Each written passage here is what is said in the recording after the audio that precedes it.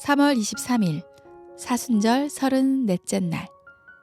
오늘의 말씀은 예레미야 33장 14절에서 16절입니다.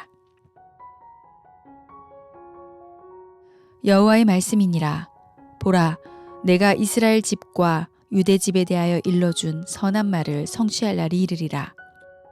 그날 그때에 내가 다윗에게서 한 공의로운 가지가 나게 하리니 그가 이 땅에 정의와 공의를 실행할 것이라. 그날에 유다가 구원을 받겠고 예루살렘이 안전히 살 것이며 이 성은 여호와는 우리의 의라는 이름을 얻으리라. 아멘.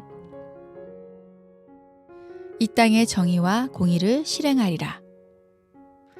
하나님의 심판으로 바벨론의 포로가 된 유대 이스라엘에 대한 하나님의 구원과 회복의 말씀입니다.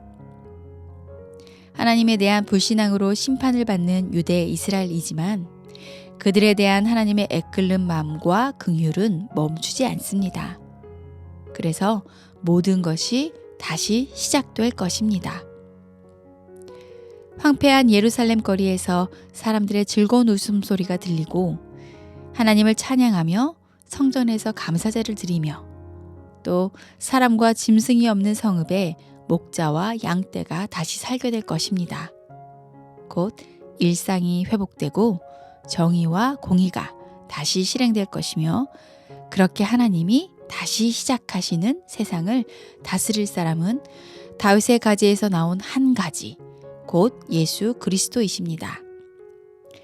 그날의 유대는 구원을 받고 안전하게 살 것이며 예루살렘 성은 여호와는 우리의 의라는 이름을 얻게 될 것입니다.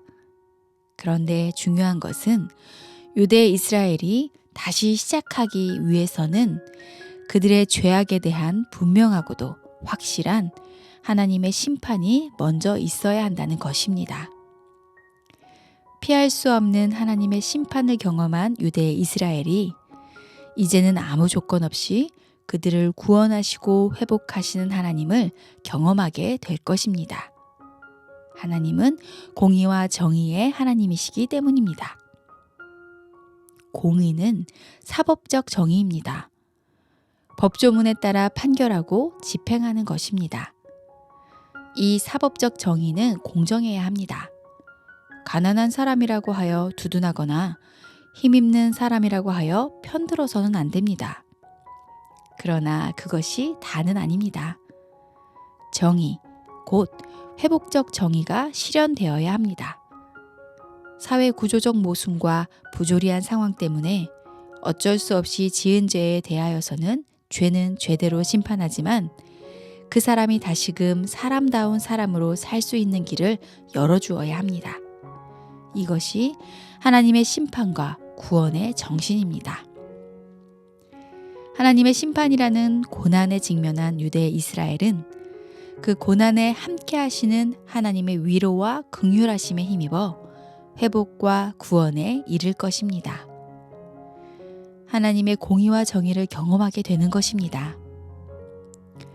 우리가 사는 이 세상에 고난받는 사람들에게 하나님의 공의와 정의가 실현되는 것이 다시 시작이요, 새 생명의 탄생, 부활입니다. 우리 믿는 사람과 교회는 하나님의 공의와 정의를 실현하는 촉매제가 되어야 할 것입니다.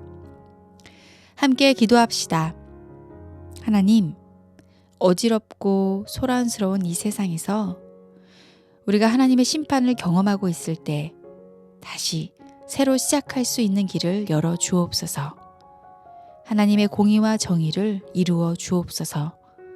예수 그리스도의 이름으로 기도드립니다. 아멘.